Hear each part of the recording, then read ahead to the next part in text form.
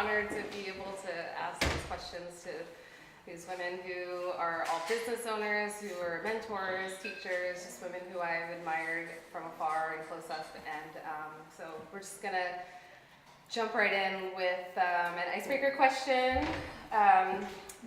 What is your favorite self-care method? So what do you do to just unwind, take care of yourself, since you all have very high, intense, stressful jobs? Talia's laughing. If you have one. I'll go first. I have a daughter who is 4.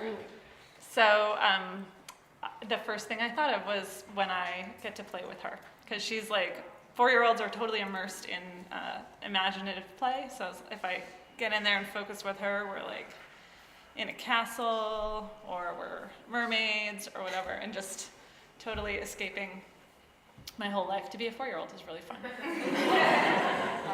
I do gardening. I love gardening. We have a big old garden that needs a lot of work. So yeah, it's always been my kind of go-to in a way of just kind of clearing my own head and seeing instant results. Self-care. What is Helen, it's a thing. It's a thing. Self-care. So I would say my self-care starts with getting on my bike, putting on my Equator kit, clipping in, visiting the stores, and then everyone says, Helen was here today, Helen was here today, Helen was here today. But it's just really spending some time really visiting the stores and just realizing how fortunate that we have been as a company to create such an amazing experience for community, and I love visiting that. So it sounds funny that would be my self-care about, when you work all week and then you come and you actually see people enjoying your coffee. That's my version of self-care. Yeah. So for me, it's kind of a strange thing that happened around November 19, 2016. Or November 9th, 2016, when we all woke up and realized our lives were going to change, potentially.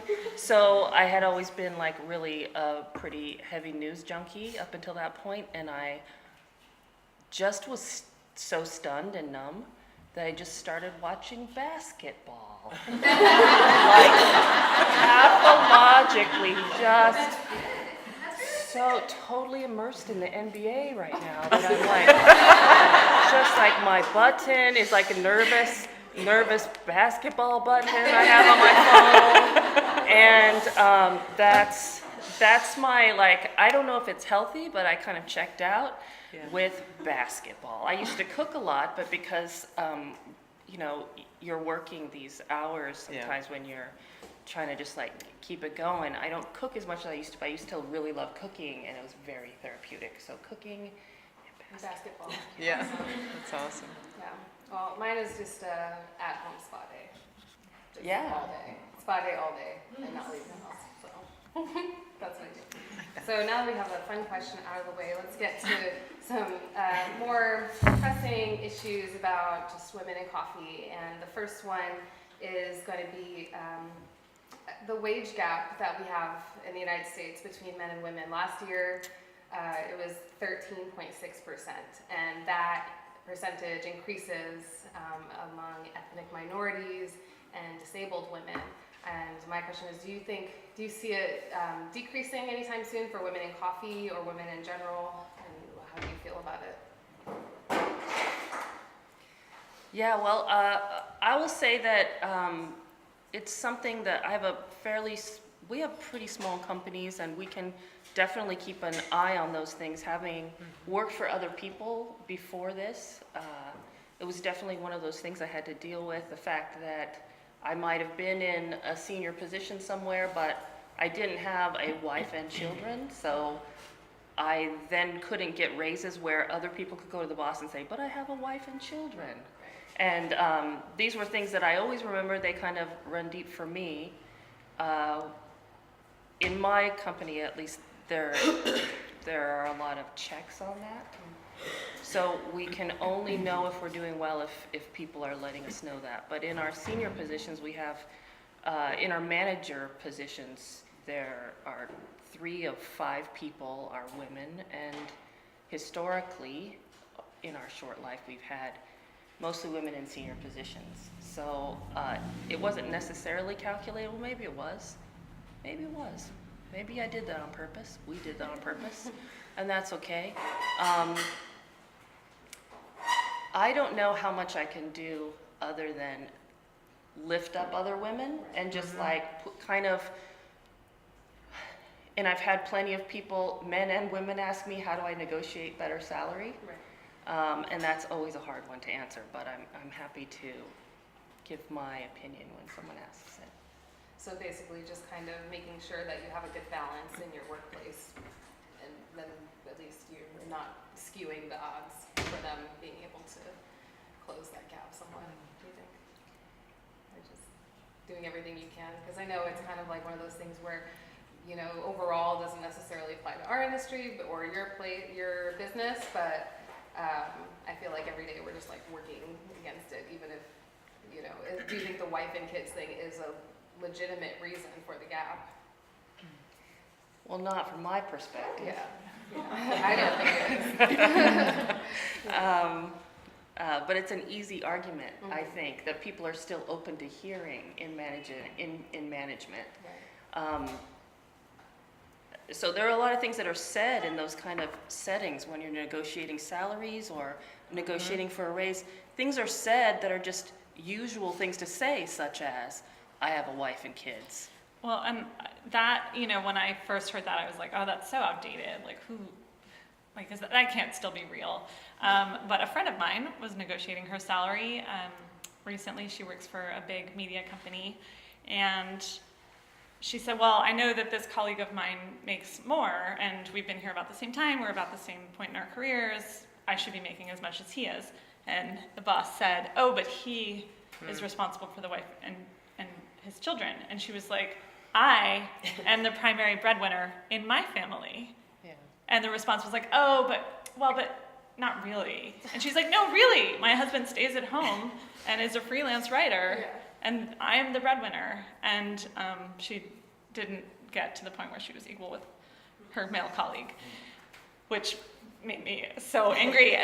So the way I think about this is I am really passionate about small business. I think small business is an incredibly powerful economic force. I was actually a big believer in small business even before I found coffee. And the number of small businesses in the US that are owned by women, and that means 51% or more, it's 39% of the businesses in the US right now. And that was up, and this is based on 2017 census data, and that was up from 26% 10 years prior. So that's a huge increase, which is awesome. Mm-hmm. The bad side of that is that of that 39%, women-owned businesses are only responsible for 8% of the workforce. But that number is increasing. So to me, that's the biggest driver of it, of getting rid of the disparity, because it would never have occurred to me to pay men at my company more, right? So like the more women we have in these decisions, they're gonna think like, oh, you're a single mom, or you're, you know, like, or what, you know, and things are gonna be equitable. So I also I'm think optimistic. as small companies, we have because we are small and everybody's growing, there is a chance to, you can say, design your group a little better than it is when it's a big company and you're trying, you know, you can be more conscious about who you bring in and be very aware of, like, this position should be, you know. So I think that's at least a forte for being a smaller company, right? We can plan it better and take maybe a little bit more time to find that right person. Mm-hmm. You know, being a women-owned business, and, you know, I do think of it as being a meritocracy, but I am super, super, super focused on the women in our company to make sure that they feel valued and appreciated and have the opportunity to come to us, and I encourage them to negotiate. And some of our young team on the retail side has given Brooke and I information that there are women in other companies that are owned by men that stay in those companies where they could come to our companies and make more money.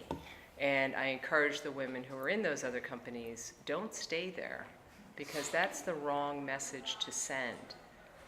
You know, there are companies that are owned by women and are owned by great men, but you have to value yourself and you have to ask.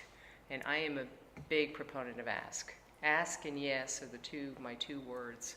And we're a little bit larger than the folks that are up here, but we were small, and we're small compared to a lot of larger companies, but really valuing people and really running that P&L, and really, we want to pay people as much as we possibly can. That is what we get up and think about every day of the week. We want to grow our companies. I think we're all the same. The more we grow our companies, the greater impact we can have and the more we can pay people. So everybody does well, men and women in the company.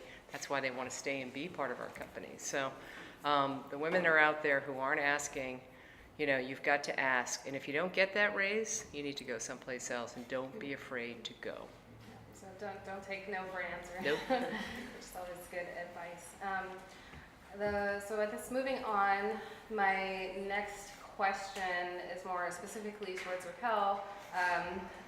You know, you speak English as your second language, and I was just, for the first time last year at the Women in Coffee event at CoRo, I just heard someone ask from the audience, and it hadn't occurred to me that the disadvantages and challenges that someone, not just as a person of color might have, but just a person who speaks a completely different language as their first language, and the challenges that you, do you have any like first-hand experiences?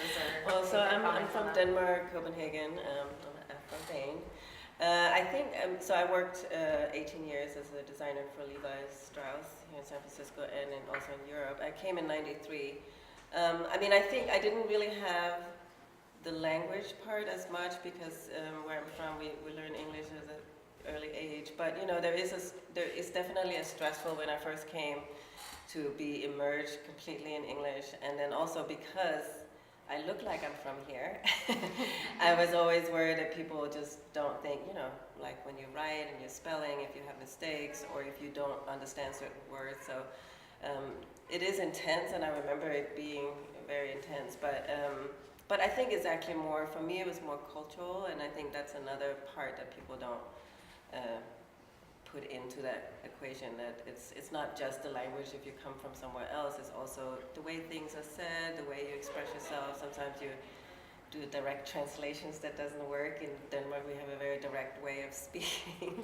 So if you translate it direct, it can be, you know, and I worked very corporate. So my whole career experience has been corporate and American corporate. So, you know, you learn how to express yourself within the corporate rules and regulations. But yeah, I do think it is important, and sometimes as both as a woman, but also just as somebody not from here, I think people who know me, they were like, she always says like, I'm not from here. Mm-hmm. Just to kind of put it in perspective that, you know, maybe I understand things differently, or that I have a different way of expressing, you know, what I see or what I hear. So it's definitely, it's not always bad, but. No, I think you have a lot to add to our, you know, our workspace and our community with their different perspective. And I think that's why, like, you know, diversely hiring people who do have English as their second language is really important as well. Well, and interesting, I mean, when I came to the US, it was based on actually affirmative action. Mm-hmm. I worked for Levi's, and at that time, in the 90s, there was no, well, they said they couldn't find any black designers, so they had to import me from Copenhagen, which was kind of ridiculous. But a reality that I came for that, and I fit the profile, and I think that's why it's so important that we give people of all ethnicities and backgrounds the opportunity, because I had the skill set, right. And that's why I could take a position like that. But if you never have a chance to get it, right? So I think in the coffee world, it's really important that we give people a chance to get into these positions that is more than just being a barista. If you can be a roaster, or if you can be a salesperson, it gives you these positions where you're able to move around, because otherwise it's hard to get into a leadership position, right, or move up, right? So.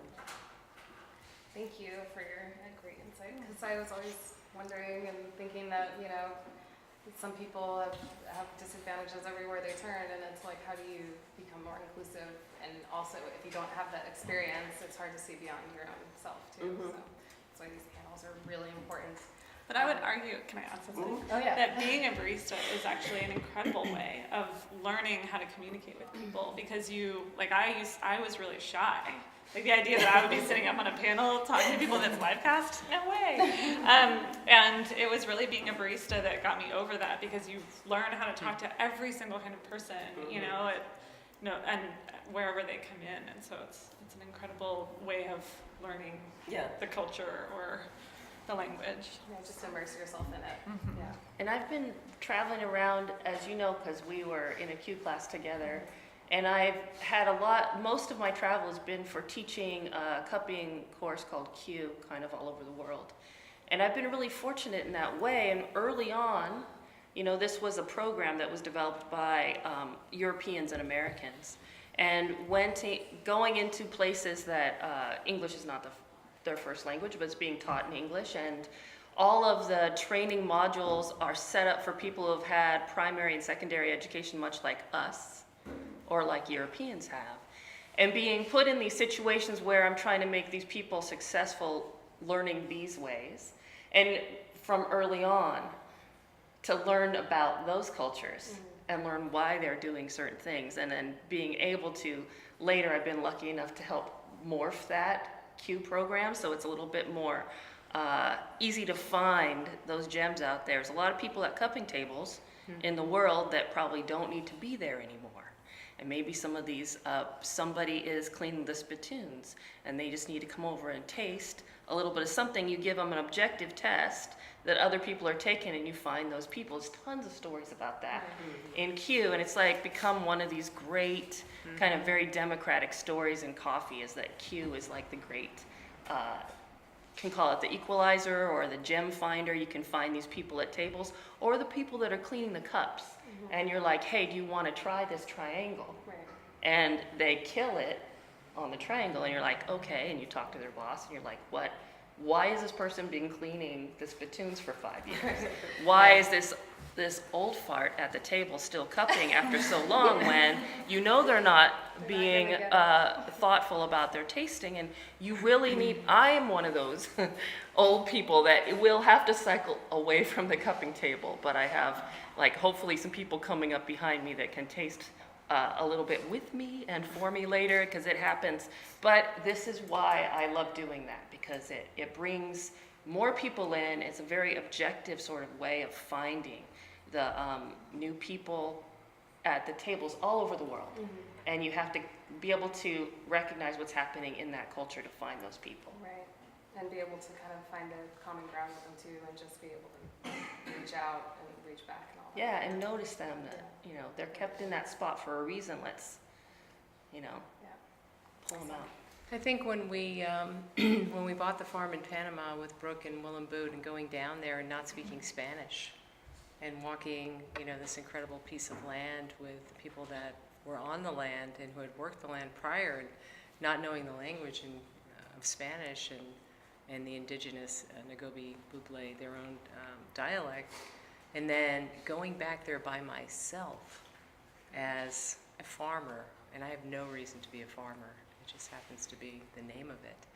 And being able to communicate, but just looking at the trees and clearing the brush around the trees, and there's no communication other than smiling at each other that we want this to grow together.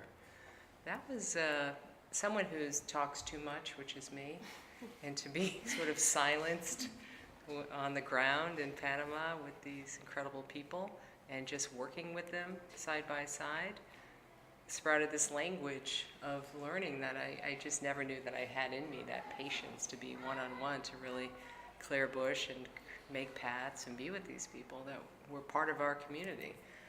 So that was an amazing experience on the silence side for me. So have you started taking Spanish classes? Every time, I'm one of the few people, and Brooke will tell you, that can get through Panama with 15 words beautifully. I can eat, drink, be housed, laugh, have a joke, and get anywhere I need to go. It's amazing. I have my own language when I'm there, and everybody goes with it. So, the next question I kind of added in at the last minute, since I realized that I'm going to be moderating a panel of all pretty much business women who've started their own successful businesses, and I've never run my own business. I'm not sure if that's something I ever want to do, but are the challenges that you face similar to when you were working at someone else's business, or is it the same? Can you just give your thoughts on any of that? Well, since I work corporate so many years, I definitely can see that I can use some of that, and even at Red Bay with Kib and I as a team sometimes, I'm probably like the corporate voice. He's the entrepreneur voice. But I'm an entrepreneur now myself. I have a small store, and so I think I just use all the skills that I had through my career in my life but I don't necessarily see myself just as a woman. Day to day, I'm just doing my job. I'm just trying to resolve the things that I need to resolve, and I don't dwell that much on that I'm a woman in the business. But I'm amazed, though, like you were talking about small businesses. We are in Oakland, and I think the change in Oakland happened maybe 5-6 years ago, and some of us was part of that, and there was really, I would say 90% of small women-owned businesses, and a lot of us had to do it out of, losing our corporate job or moving on or finding it. It was kind of need. Mm-hmm. And I think, the strength that we have, and we also, in that we are pretty much a strong community. We do support each other, and I think maybe that's, I don't know if that's a female thing, but, we do help each other out when there's stuff that needs to be done, so, but it is different. Mm-hmm. I think it's a female thing. Yeah. One of the things that I said to Maria, who is over at Red Bay, and one of the things that Brooke has been talking to me about for a long time is that, she always says to me, I really love Red Bay coffee. I think what they're doing is amazing. I think we should help them as much as we can and not see them as competition, which I don't. And Maria and I had this discussion this evening. I think for women, it's very collaborative. It might be Wrecking Ball and Ritual, and she might have a customer that comes to us and vice versa.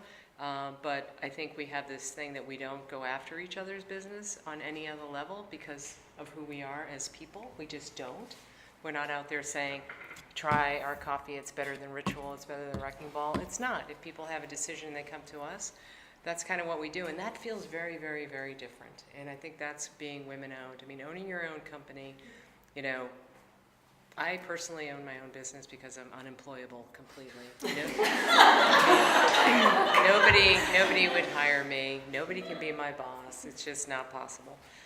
So it's like, I better get into something that I can be helpful with in terms of a company. But I think that, being up here with this incredible group and these incredible companies that we represent, and some of the things that we have done in coffee as women-owned, I think is pretty amazing what we've done and the way we think about business. I think we do our best. We're good role models, and owning your own company is a privilege. It's extremely humbling because there's no guarantees, and you have to have that person that's in the product, like Gabe is, and you have to have that process person that's going to do accounting. And you have to have that people person like Maria and Trish that go out and sell that product. So there's a lot of variables because we all buy great coffee. Everybody in this room buys great coffee. So how do we differentiate ourselves? And it's really the story and the collaboration. And if when Ritual got the Dandelion business from 4 Barrel, I was so happy that they got it. Right? And I'm not kidding. Brooke and I were like, oh my God, we're so happy for you. And that's different. Women are different that way. Because we want to raise all boats. Yeah. Do you agree?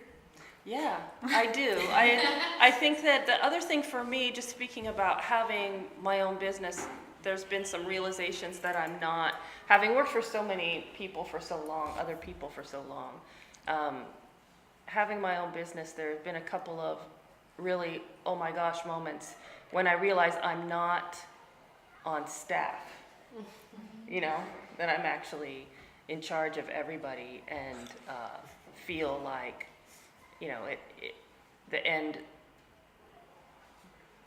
the final word is mine, the whole thing is mine, and like everyone's comfort and security is in some way related to me, and I can't be seen as much as I've lived my whole life as a staffer, maybe middle management most of the time, I am not that anymore. So as much as you try to create a feeling of I'm here for you and I'm as much in this and I appreciate what you're doing, there has to be some realization that I'm actually a different animal than I used to be. But I'm always like still in that mode of, I still feel like a kind of middle manager in that way. Like the boss is Wrecking Ball and I'm working for Wrecking Ball, if that makes any sense. So, so I'm very conscious of like that maybe, and also that I have this other layer of my age that's creeping up and becoming middle-aged, and the idea that it's one thing to be unemployable, right? Yeah. It's another thing to be out there as a 50-something woman in the workforce. And I was told, I think at the age of 39, when I was working for someone else, I was told to my face that the job you're doing belongs to a young man. Someone told me that, my boss told me that, the owner of that business told me that to my face. After I'd been doing that job for 2 years already. So there's like a ticking clock on my forehead because an older man can friggin' become, God bless him, George Howell. You become the old statesman of coffee. I love George Howell, don't get me wrong. He's one of my inspirations. But it's not easy for us to just breeze into this kind of elder statesperson of coffee as an older woman. You will be, in many situations when I didn't used to be ignored, I am almost invisible in places, you know, which you could walk around and no one will notice you're there. It used to be when I was a young woman, I'd be like the only roaster sitting there with a bunch of other roaster dudes, and it was easy to see me. I stuck out like a sore thumb. There was the only one there in that room. But now it's very easy to kind of just like let the women, I feel it more and more just kind of creeping up, and it's owning your own business keeps you in it and keeps you just fighting for that space that's yours. And maybe, to be honest, maybe that's part of the reason I've done it. And then you're also protecting that next generation too. Yeah, I hope so. Fostering them, and you're such a great teacher. And on the other end, like seeing a very young woman or a young person that has a ton of potential, to be able to say like, I was there, I know what that is, I see that in you, and come on, let's do this job, which I know you're gonna be able to handle, and like kind of taking them there. Yeah. Yeah, that's awesome to hear. But I definitely didn't consider, like, you know, I've been in coffee for, I guess, almost 8 years now. I didn't really consider, like, what that's going to look like for me if I keep on, because I don't really think I'm going to do anything else now. I mean, I don't know. Like, I'm going to keep doing this as long as I can, but yeah, now I'm going to be a little bit more excited to push down more barriers to get older. Because it's just, you know, different things pop up every decade or so, and things changing too. So that's awesome. So I guess let's just jump into, I think this next topic has been the focus of a lot of public discussion. You know, we've been hearing about the Me Too movement and then the Coffee Too movement, and you know, I'm just kind of wondering, like, all of these things coming out now, it's not really a new issue, but like, what do you think is broken? What do you think businesses need to fix and update so that we can actually protect our next generation of coffee professionals and women and men too? You know, how do we create more safe spaces and better sexual harassment policies? Well, from my point of view, when recent events happened that kind of pushed the issue forward in coffee, it made me really look at our own policies at Wrecking Ball. We're a small company. I think we have 18 people working for us, and it's not big. And we feel like we're a tight-knit family. And that can be a blessing and a curse, because if everyone thinks that everyone's friends with each other, that can be really problematic, right? So the idea of being diligent, I mean, we had an instance where someone was actually bullying someone else. And it's a small company, and we saw it happening, but the problem was that those two people were actually friends outside of work. So one person needling the other person, the person who was on the other end of it was like, they're just kidding, like, they're just being funny. And we had to be like, well, that doesn't matter. What matters is we don't talk to each other like this, and we don't do this to each other here. So we didn't even tell the victim of it that we were going to do it. We addressed it with the person who was doing it, and we're like, actually what you're doing is something we don't do here. And then we told the other person later, we kind of told that person to stop doing this and that to you. And they were like, oh, yeah, well, actually, thanks, because it did kind of bug me, actually. Right. And it was like, you sometimes have to we have a very tiny company. We know everything that's going. We hear from people. We hear rumors.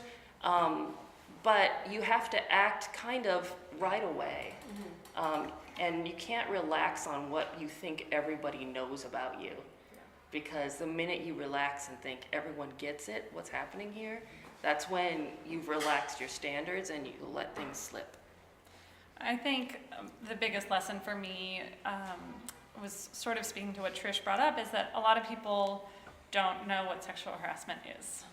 And so what I realized during this was that a big part of what we needed to add to our sexual harassment policy was something that defines sexual harassment, because people have a tendency to be like, and especially, I mean, I have to say, like, that's part of our culture is women minimizing things, right? So it's like, oh, well, that happened, but like, okay, that's not sexual harassment. It's like, no, that's definitely sexual harassment. So just, I encourage everybody to like look at their policies and make sure that there's something that spells it out, and it's something that everybody reads before they start working, because then you know what it is, and you can say, like, this is happening, I see it, and it's not okay. And my hope would be that you create a culture that prevents it, rather than says, like, oh, we heard about it, we dealt with it, we're fine. It's like, no, when you come into work, you should be like, cool, these are the ground rules for working here. Just like, there's tons of things that are ground rules for working here, like you wear an apron or whatever, like whatever it is, like very basic things. Like, let's have these super important issues that affect people's quality of life be ground rules. We had an episode, oh, sorry. No, I was just saying, I think it's really important that, as in a leadership position, that we all, it's a big learning for all of us, especially with small companies, that we just take, that we are kind of responsible for the culture, and that we can set the tone, and that when we hire people, and also the people that we already have, that, we have maybe more clear rules, because I think, you start as a small company with 2 or 3 people, and then you grow, and before you know it, suddenly you need to have, check-ins and, meetings, and it's a new challenge, and I think it's important, especially now that we know what can happen, that everything is very clear, and that we are the one that leads the tone, and that people will follow, right? Because that's what we've seen. If you have the wrong tone, people follow that. So it's a big responsibility for all of us. But Eileen, brings up a good point. We had an episode at Equator in the retail, in our retail division, and it was clearly something that should not be tolerated. And the Coffee Elders, which is the leadership group, were immediately like, this person needs to go.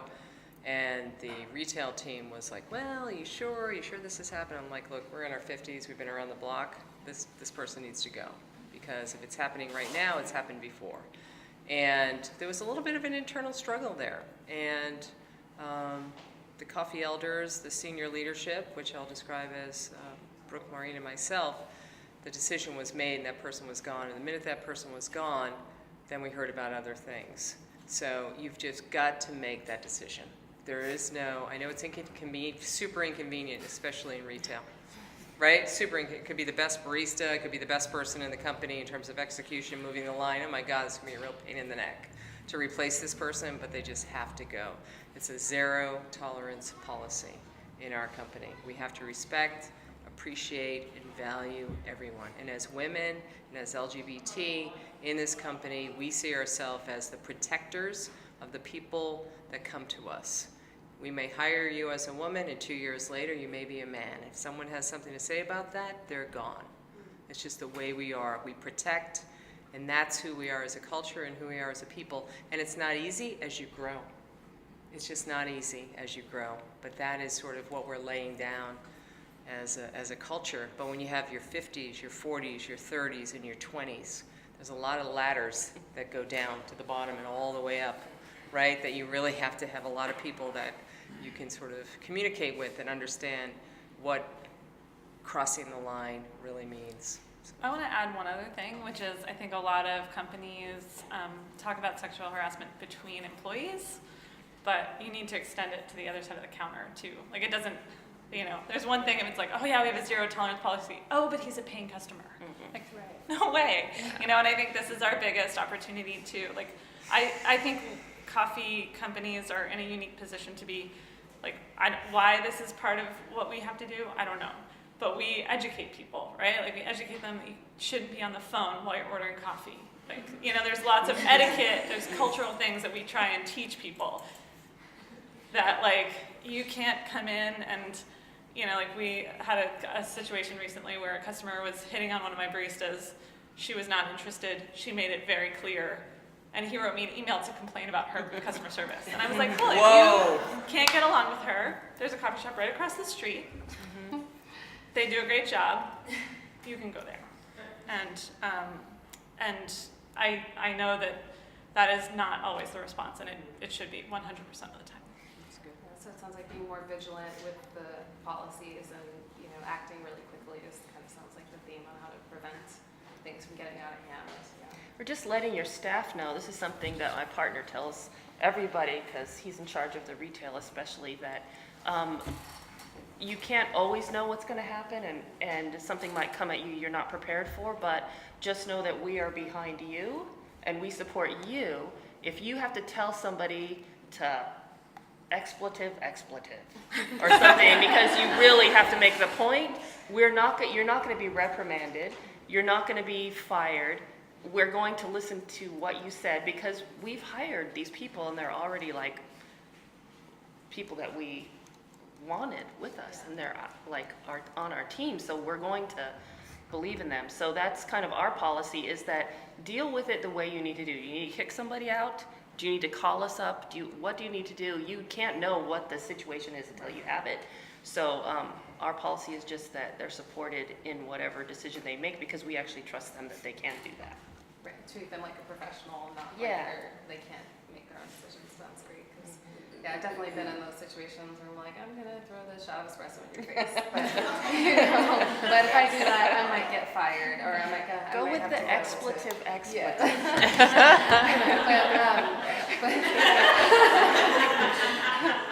but it definitely is good to hear that you guys are supportive of your staff in that way, because I think the fear of getting fired keeps people from coming forward quite a bit. And then that kind of goes into my next topic on this part of this discussion, like with the call-out culture happening in behind closed doors and like dark corners of the internet. Like, how is that really like a toxic thing that's happening, or do you feel like that's really just in response to women not having a place to feel safe and express what's really going on? And how do we reach out to them in a less toxic way, I guess I'm saying. I mean, it's not really, as far as I can tell, every one of those things has been a learning experience for me. As someone who grew up kind of I don't believe that I was muzzled or anything or kept from saying anything I wanted to ever say. I didn't grow up that way, but definitely being, and I think I might have been talking to you about this or somebody else. I was talking about the women from Baratza, I think.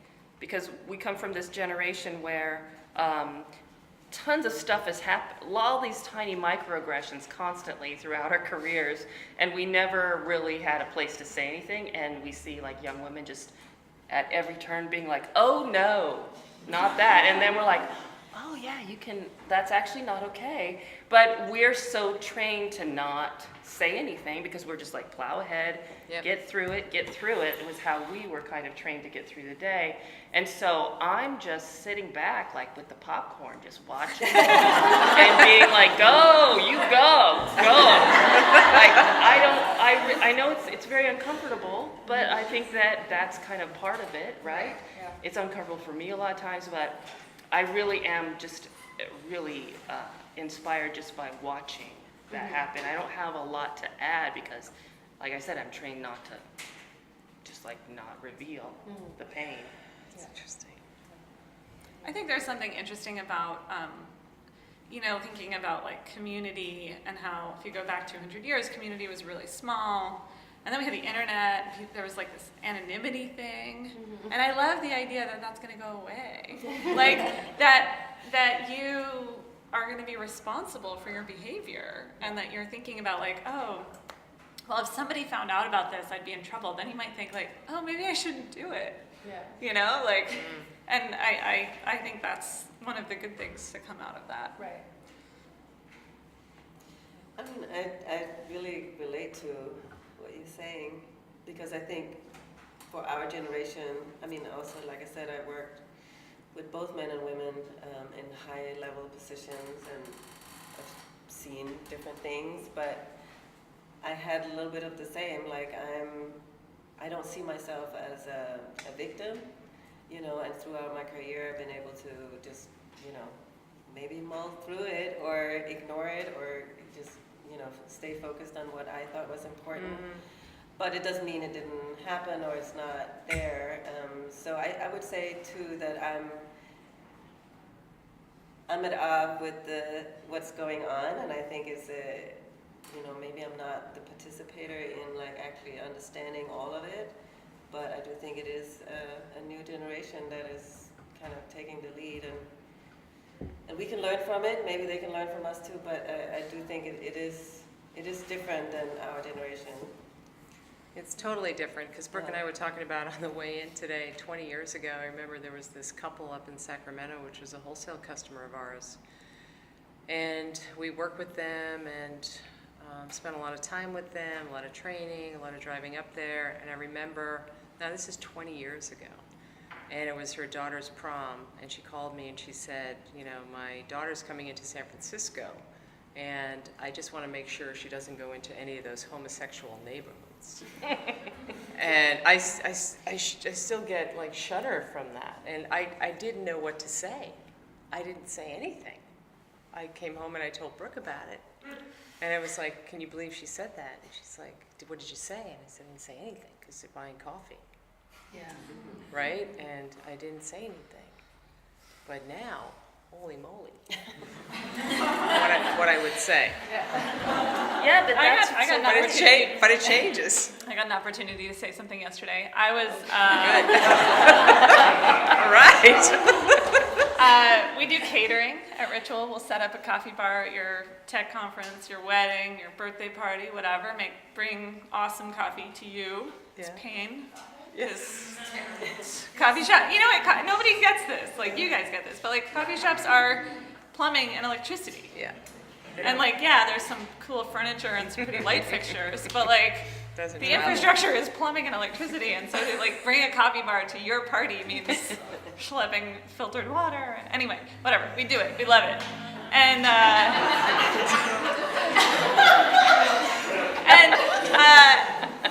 and so we got this phone call yesterday that was asking us to do a catering event, 20-minute service, 40 people.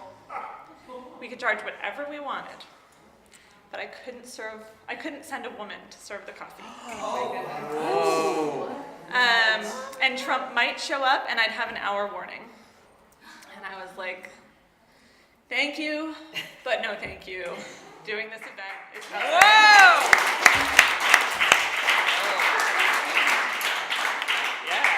I was like, What is the benefit of doing that?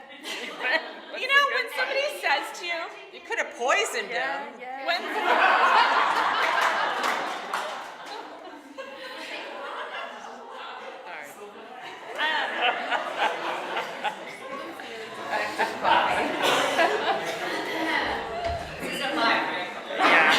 But I think that even if Forgot. 20 years ago you were able to say, you know, tell people who you are and you're about yourself. Now, there wasn't a time even 5 years ago that I could say feminist in a room like this with mixed people, meaning different boys are here, and if you say feminist, they get very nervous if you say feminist. You couldn't, and now it's like, that's where it's like, so it's really something for me to be able, because I feel like I've been saying these things kind of like this on the side of my mouth all these years, and like people who wanted to hear me could hear me, and they'd be like, yeah, and then we'd high five like quietly, silently to the side. But it was like, it's not, you couldn't say things out loud. That's why it's like so remarkable, don't you think, that you could just, yeah, she looks lovingly at Brooke, and Yes. look, see, everything can happen now. I'm in such trouble for that So last comment. awesome. Awesome. Well, we could probably talk all day on sexual harassment and women and feminism, and I feel like I have so many more questions that we, that I really want to get to, but I also want to open the floor to the audience. If you guys have any questions for these ladies, I just want to make sure that in case we didn't cover anything. If you guys don't have questions about it. Go. You go. I just want to begin with gratitude to each of you, and one of the things that's come up a lot tonight is how you've learned to have difficult conversations. How do you teach people within your organizations to have difficult conversations? I mean, so because of my career, and I had to be a manager and director, and I had to manage people. I mean, it's never easy, but I was in a corporate environment where there was very clear rules, and you had to kind of actually meet with your manager once a month. You had to be the one who would, bring the subjects up, and there was a very clear, and we got trained a lot also. And I think also as you become a manager, you learn like to take good decisions and know how to take those. But it's definitely, I mean, between me and Kiba too, I think because I come from the corporate, a lot of times I would, tell him like, you need to have this conversation, or we will have conversations at home. I mean, I think also a lot of us are small business owners, so we lean on our partners to be able to say, how do you take that conversation, and it's important to have it. But I was definitely trained to have those conversations, or people would have it with me. So it's a lot to do with feedback too, I think, being able to take or receive feedback. So I mean, I don't know how we learn, but I think we can, by having them, it becomes easier. And for me, what I learned was to meet with my manager once a month, made it much easier for me to have a difficult conversation with him or her, just because it was more frequent than if it's something big and you have to go and do it, and you only do it every 6 months or every once a year, right? So I think the more you can open up the communication as something you do along the way, it feels easier. But it's never easy, but easier. my degree is in religious studies, which has come in handy twice. One is naming ritual, and the other is this conversation, which is that in I think a lesson that I took from reading a lot about Buddhism and reading a lot of Buddhist texts is that anytime there's conflict, if you go in the conflict, the closer the more you dive into the conflict, the less there is conflict. So I think that's a big lesson in communication and that's the like spiel that I give my employees when they're like first having to have a hard conversation with an employee, like if they're a new manager and they have a great employee who's done something that disappointed them. It's like, you have to dive in, and as soon as you talk about it, there's no more conflict. And it just, you can get past it. For our part, we have a very pragmatic, practical solution, which is that no matter how much Nick and I think we're approachable, it's very probably true that we're not.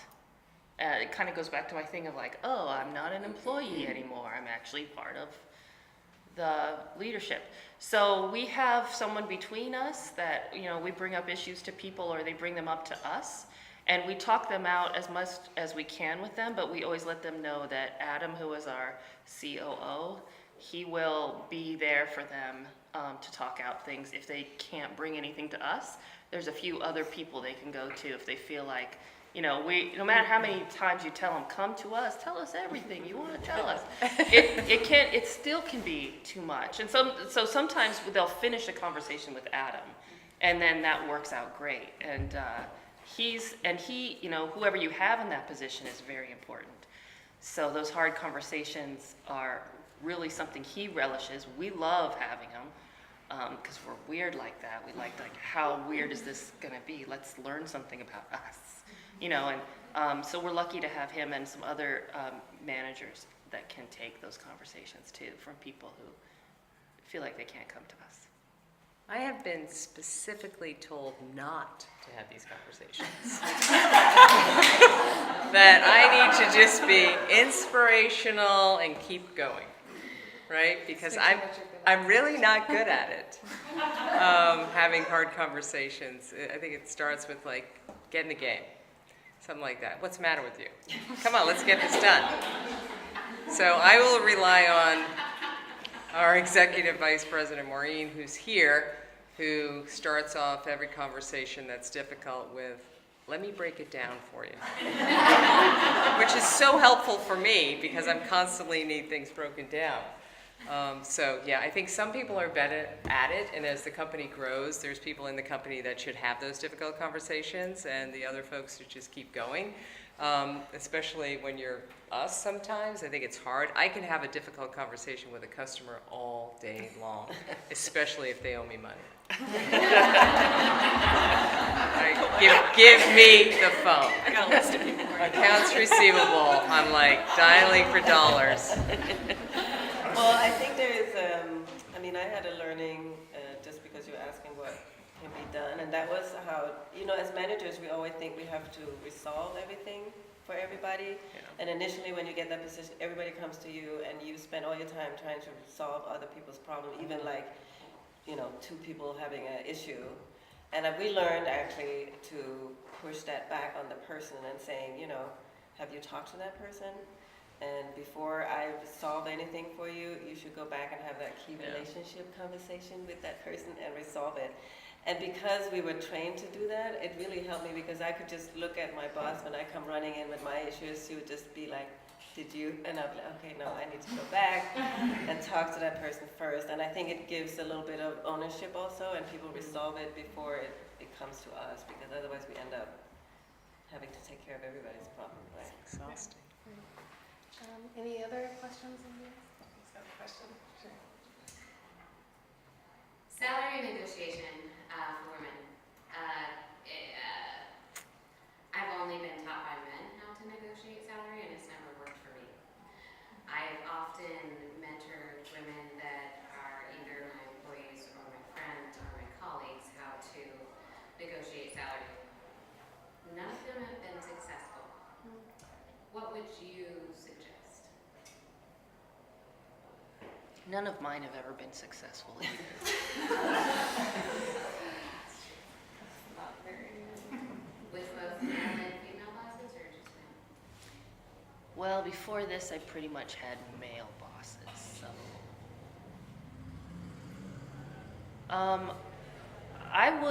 One of the things I would say is, if you get turned down, and this is advice I've given to other women, is if you get turned down, let them know you're going to be coming back to them in a few months with a lot more reasons why they should listen to you again. And because I feel like coming back again and not just taking no for an answer, but being like, okay, I get your position that you can't move anywhere on this, but I'm going to come back to you in about 3 months or whatever, let's have a meeting again and follow up this discussion because it's something that's has to happen for me, and maybe it'll give you some time to consider how vital I am to this operation, and bring some more. But you know, the whole lean in philosophy doesn't typically work for women. It's for some women it does. I think Sheryl Sandberg wrote that book, and I think she wrote it for a very specific type of woman, and I think in that world it might work pretty well. But for advice for the rest of the women in the world, it doesn't always. And so I don't want to be dismal about it, but I would say my advice is just to come back. Just let them know you're not, it's not going to go away just because they said no. Whatever is convenient for you, a month later, whatever, that would be my advice. You know, everybody comes to us as they should, and everyone wants to make more money as they should. But one of the things, when you ask for more money, you need to also state the additional things that you're going to do for more money, right? And that's the part that's always left out. I'd like more money. Me too. Right? What else can you do so I can give you more money? And I think that's the part that's left out, where it's so pre-negotiation. This is how long I've been here. These are the things I've learned. This is what I'd like to do. I'd like to do these 3 more things, and I'd like more money. Oh, you're going to do those 3 more things. That's great. As opposed to, you know, I've been here. I feel like I should make more money. I'm like, me too. I should probably make more money. So you really have to just, you know, write down why you should make more money. And that's for men and for women, you know, because people come to us because we're growing, and we're hiring people, and they're like, wow, you're hiring people. Oh, I should make some more money. Or you know, what else can you do to make that money? And we'll give you more money. Because that's what we're doing, right? So I think it's not even part of the negotiation. And one of the things I think on our team, which is amazing, Deborah, who's our director of retail, you know, I'll say to her, this person asked for this, and she'll say they're negotiating. I said, that's great. And she said, I told them to negotiate. And I said, that's good. We have to teach people how to negotiate and really ask for more money for themselves. So I think it's a great thing. I don't have to ask for more money, but I have to bring on more business to justify giving myself a raise. And then I try to say that to other people. I'd love to see a world where we don't have to do that. Like, I'd love to get past that, right? So, like, one of the things that I would love to see for Ritual that we're slowly working on is, like, I'd love for it to just be known also, like, what everybody makes in different jobs. Like, there's this idea, like, oh, you shouldn't talk about what you make. And it's like, no, the person who works all the time and is on call and is kicking ass, like, I think it's great when people see that they're making a lot of money, you know? And we, you know, so like when we do job postings, we put the salary range in there, and it's not a secret. So everybody at Ritual, even if they're not interested in that job, they see like, oh, that manager is getting somewhere between this dollar amount and that dollar amount. Like, I'd like to make that much. And then they can be thinking about like, okay, what do I have to do to be qualified for that job? And, you know, we haven't done that for every, you know, we've done that as job postings have come up in the last couple of years, but it's not like a published thing for every job in the company. But I would love to like do that work and have it be published. Does that work? So far, the response has been super positive. People are like, you know, I was nervous putting it out there because nobody else does it. Like, and I was like, oh, there must be some reason why people don't publish how much money. You know, I go on Craigslist and I look at your ads and then what are other people doing? Nobody puts what anybody's making. And it's like, why not? Yeah, I agree. You know, and it's not like, we're not a tech company. Put it in so the ad. We're not like, We got it in the ad. Is the ad accurate? that's accurate.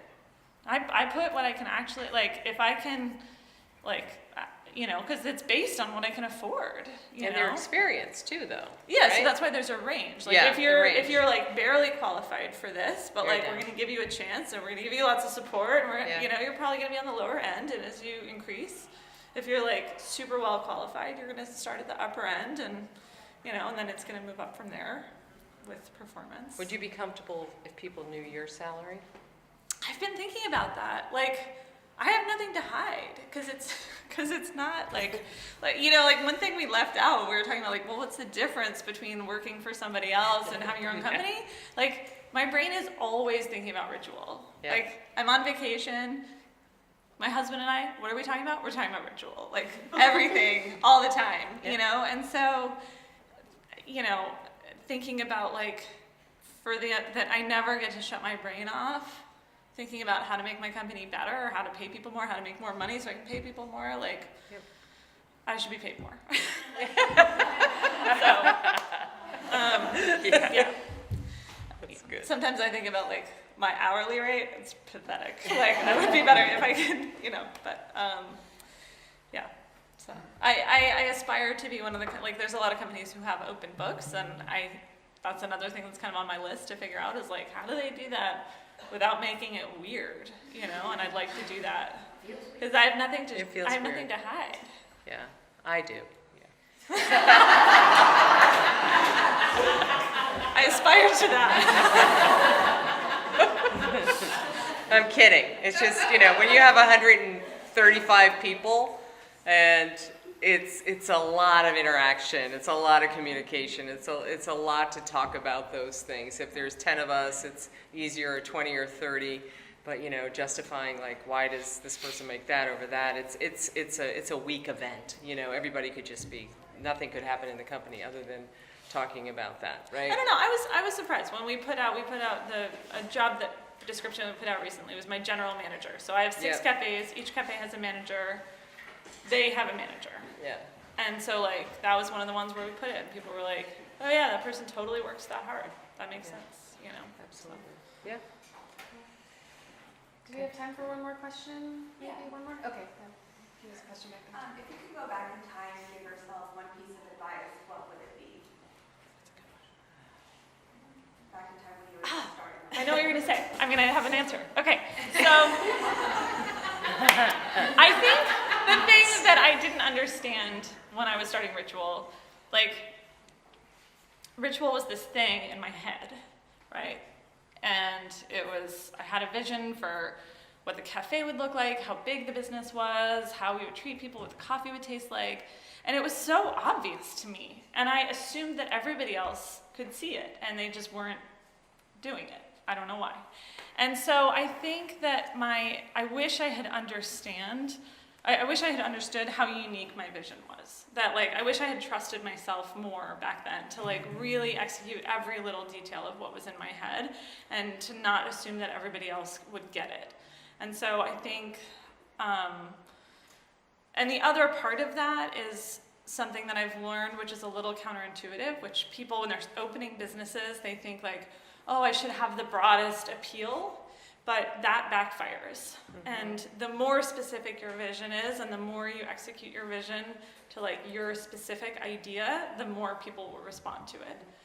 And that's certainly true in cities. If you're in the middle of nowhere or in a suburban area, maybe that's not true because there's just not enough people. But I think in cities, the more specific your vision is, the more people respond. And so I wish I had understood that and had more confidence in the vision that I had, and that it was like something people would be excited about.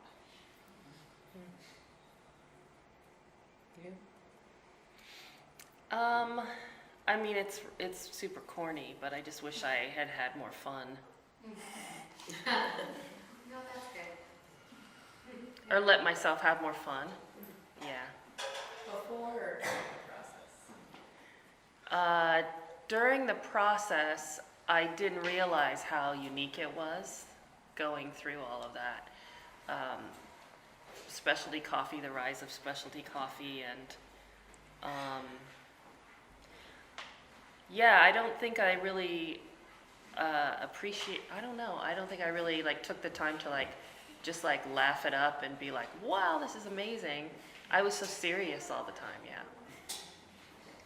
But I think that's a kind of a thing that I like to tell younger women a lot, is that you're like far more gorgeous than you think you are, and you know, you're far more capable than anyone has ever told you you are, and you don't know that until you're older, and you're like, God, I was so awesome, and I didn't even realize it. But that's part of it, is like being able to relax so that you can just like have a great time in that place. Like, you were just in Guatemala, and I remember going to see, going to a brand new country for the first time to see the coffee, and I was so serious about, like, I'm gonna look at this tree, and I'm gonna understand the farming, and I'm gonna cup, and it's like, the dudes were like laughing it up, and I wasn't like one to carouse and stuff, but at the same time, it was so like, the situation was so serious when it was really like, this is a wonderland out that's being opened up in front of me, and can I see the beauty in it, and can I be so joyful that I'm here right now? It's just a hard thing to do when you're younger. I think you don't see that. Maybe. It's corny answer, but that would be my answer. That's a good one. I think for me personally, I probably would have thought about going into retail a little bit sooner. We've been in retail for 5 years, but we've been in business for 23 years. And we were successful, and we are on the wholesale side, but nobody knew who we were. And I was always like, wow. And then all these great companies started, like Ritual and Wrecking Ball and the rest, and they were writing about them. And here we had been in business for all this time. But I really think that, this sounds corny too, but, there are no mistakes because we've all learned so much. But the fun part is not easy, right? That's something I just did an interview, and I said, I wish I had fun earlier, but, looking at turning 58 now and looking at the company and the things that we've accomplished and people being successful, and now finally in the early evening of my personal life, actually enjoying this journey that I have just been on and never looked up from the pavement. I've never seen anything. And now looking out at all of you, I feel really good.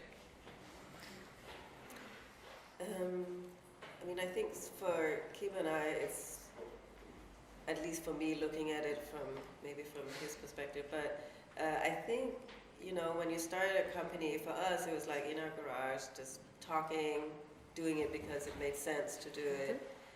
I think I see now when you start getting investors and you have to their question is always like, think bigger, be like, really imagine what this could be. And I think that's kind of scary, but also interesting that we don't necessarily always do that in the beginning. In the beginning, we just kind of do it, and it's why are we doing it? But then suddenly somebody asks you, like, so how big could this be?